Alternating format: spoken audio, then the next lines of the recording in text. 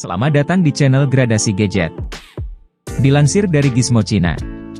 Baru-baru ini Realme 11 Pro dirilis di India bersamaan dengan Realme 11 Pro Plus. Kedua smartphone ini hampir identik dengan beberapa perbedaan. Ada perbedaan harga sebesar Rp4.000 atau Rp500.000 di antara keduanya. Jumlah ini dianggap tinggi di negara berkembang seperti India dan Indonesia. Tetapi Anda mendapatkan beberapa peningkatan penting untuk harga yang diminta. Smartphone ini berhadapan langsung dengan pesaing dari Xiaomi dengan seri Redmi Note 12 Pro yang juga terdiri dari dua ponsel. Bahkan mendapatkan harga dan potongan yang lebih murah. Ini menjadikan Realme 11 Pro dengan harga Rp23.999 atau Rp3.300.000 menjadi yang termurah dari pesaing yang lain. Jadi timbul pertanyaan, apakah itu layak dibeli? Karena kalian akan menghemat sejumlah uang yang dapat dibelanjakan untuk aksesoris atau barang lainnya. Ini beberapa pendapat dari reviewer yang telah menggunakan Realme 11 Pro. Ini adalah alasan mengapa menurut saya, kalian mungkin mempertimbangkan untuk membeli Realme 11 Pro. Sebuah desain tidak seperti yang lain. Biasanya, smartphone budget dan mid-range diketahui mengorbankan desain dan build untuk mengakomodasi fitur lainnya. Hanya ada beberapa smartphone di pasaran yang lebih fokus pada bagian tampilan, dan Realme 11 Pro adalah salah satunya. Menurut saya Realme 11 Pro adalah smartphone dengan desain terbaik di bawah Rp25.000 atau 3,5 jutaan di India saat ini. Sama halnya Oppo F21 Pro yang dirilis setahun lalu. Muncul dalam dua varian. Satu dengan kulit imitasi dan yang lainnya dengan panel belakang plastik. Ponsel terasa pas dan nyaman digenggam dan tidak terasa berat meski beratnya sekitar 191 gram. Juga tidak terkesan tebal meski memiliki ketebalan sekitar 8-7 mm karena desainnya yang melengkung. Smartphone ini tidak hanya memiliki bagian belakang yang melengkung tetapi juga tampilan melengkung di bagian depan. Bagian belakang didominasi oleh pulau kamera berbentuk lingkaran besar yang memberikan tampilan premium.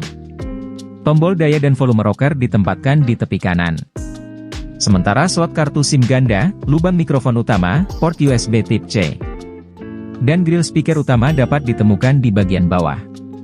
Terakhir sisi atas hanya memiliki kisi-kisi speaker sekunder dan lubang mikrofon lainnya. Satu-satunya hal yang menghilangkan kesan premium adalah motor getar yang terasa murahan yang ada di dalam perangkat. Tampilan dan speaker yang menyenangkan. Realme 11 Pro menampilkan layar OLED melengkung punch hole terpusat 6,7 inci dengan sensor sidik jari optik yang andal di bawahnya. Panel 10 bit hadir dengan resolusi 2412x1080 pixel Full HD+. Kecepatan refresh 120 Hz, dan kecepatan sampling sentuh 360 Hz, kalian akan mendapatkan 5 mode warna. Dan secara default ia hadir dengan Vivid Enabled. Jika kalian menyukai warna yang nyata, Anda dapat memilih mode natural atau sinematik. Di sisi lain jika kalian menginginkan warna yang lebih tajam daripada profil default, kalian dapat memilih Brilliant. Layar menjadi cukup terang di bawah sinar matahari langsung dan sangat redup di lingkungan yang gelap. Peredupan PWM 2160 Hz semakin meningkatkan pengalaman menggunakan telepon dalam kondisi pencahayaan yang berbeda tanpa melelahkan mata Anda. Kecepatan refresh rate akan secara otomatis beralih antara 60 Hz, 90 Hz, dan 120 Hz tergantung pada konten di layar tanpa adanya masalah. Kalian juga bisa mengatur manual untuk digunakan pada 60 Hz atau 120 Hz, namun meskipun mendukung HDR10, HDR10 Plus, dan HLG, panel tersebut tidak dapat memutar konten HDR di platform streaming kecuali YouTube. Sesuatu yang sangat disayangkan. Ini menjadi salah satu kekurangan di smartphone ini. Layar dipasangkan dengan satu set speaker stereo ganda yang bagus. Meskipun tidak mendukung Dolby Atmos tetapi speaker terdengar bagus dan enak didengar. Bertahan lebih lama dan mengisi daya lebih cepat.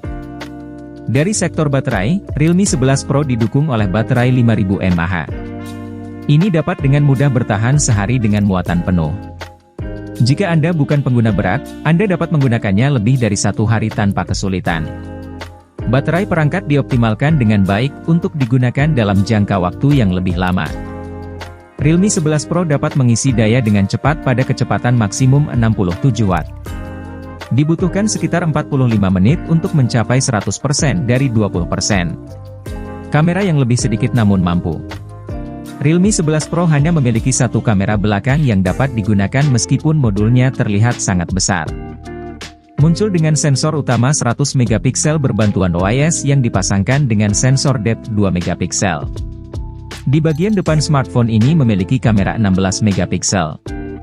Kamera utama dapat menghasilkan gambar yang layak dalam kondisi pencahayaan yang baik.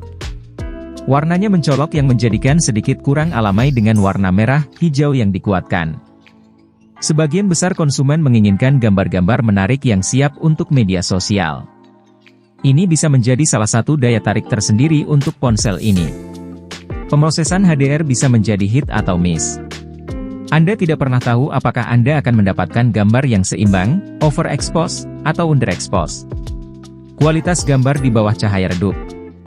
Namun, sebagian besar kalian mendapatkan gambar bebas buram, seperti pada siang hari. Mengaktifkan mode malam dapat menghasilkan hasil yang sedikit lebih baik. Sedangkan untuk kamera depan ini menghasilkan gambar yang bagus hanya jika pencahayaannya sempurna. Jika kalian memiliki sumber cahaya yang kuat langsung mengenai wajah kalian, kalian akan mendapatkan gambar yang kurang baik. Ada mode street untuk kamera belakang yang menawarkan dua panjang fokus, seperti 26 mm x 1 dan 52 mm x 2. Dalam mode ini, Anda dapat mengaktifkan zoom otomatis untuk memperbesar objek tertentu dalam bingkai hanya dengan mengetuknya. Sederhananya, Realme mencoba menyeimbangkan kekurangan kamera tambahan dengan perangkat lunak. Tapi itu hanya bekerja sampai batas tertentu saja. Terakhir, perekaman video rata-rata seperti kebanyakan smartphone kelas menengah di pasaran. Performa yang cukup baik. Realme 11 Pro ditenagai oleh MediaTek Dimensity 7050 SoC. Meskipun chip tersebut terdengar baru, itu tidak lain adalah Dimensity 1080 yang diganti namanya. Chipset ini dipasangkan dengan RAM LPDDR4X dan penyimpanan UFS 2.2. Anda dapat melihat tangkapan layar untuk mengetahui kinerja perangkat pada aplikasi benchmark. Tentunya penggunaan chipset ini menjadi peranan penting agar lancar multitasking dan gaming pada smartphone ini. Realme 11 Pro menggunakan tampilan Realme UI 4.0 berbasis Android 13. Merek ini menjanjikan 2 pembaruan Android dan 3 tahun pembaruan keamanan. Pada dasarnya, ini menjalankan versi ColorOS yang sedikit disesuaikan seperti ponsel OnePlus. Saya pribadi menilai ColorOS sebagai skin Android terbaik kedua setelah One UI. Perangkat lunak ini halus dan responsif. Namun penerapan promosi atau iklan di Realme UI sama yang di Ikio Z7 yang menjalankan OS FunTouch. Tidak ada opsi langsung untuk mematikan pemindaian aplikasi, yang dipicu setelah penginstalan aplikasi dari Google Play Store. Saat ini terjadi, halaman rekomendasi layar penuh ditampilkan di layar. Hampir semua aplikasi pihak pertama juga mengirim spam kepada Anda sepanjang hari dengan banyak notifikasi. Anda harus menonaktifkan notifikasi dan tidak pernah membuka aplikasi ini untuk melindungi diri Anda sendiri.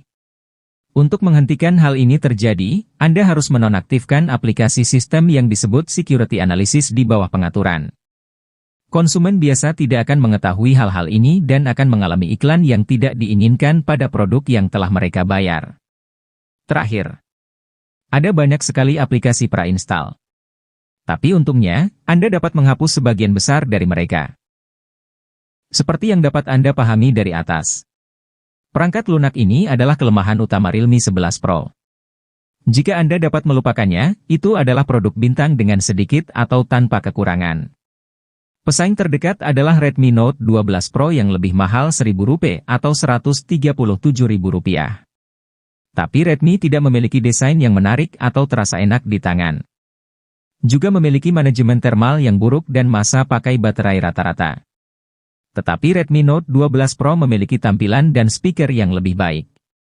Faktanya, bersama dengan Redmi Note 12 Pro Plus ini adalah perangkat konsumsi media terbaik di bawah Rp30.000 atau sekitar 4 jutaan.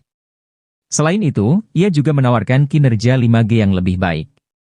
Karena itu, jika kalian menginginkan begitu banyak keuntungan di perangkat seluler maka Redmi Note 12 Pro adalah yang harus Anda beli.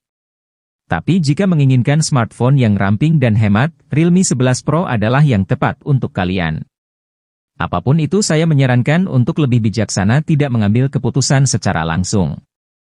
Pastikan kalian membeli smartphone sesuai dengan kebutuhan yang kalian inginkan. Jangan terkecoh dengan harga murah dan tidak menjadikan kalian lebih produktif. Sekian dulu informasi dari saya, semoga membantu kalian untuk memberikan sedikit gambaran tentang spesifikasi Realme 11 Pro ini. Jangan lupa untuk bantu channel ini dengan cara like, komen, dan subscribe. Gradasi Gadget di sini undur diri. Salam.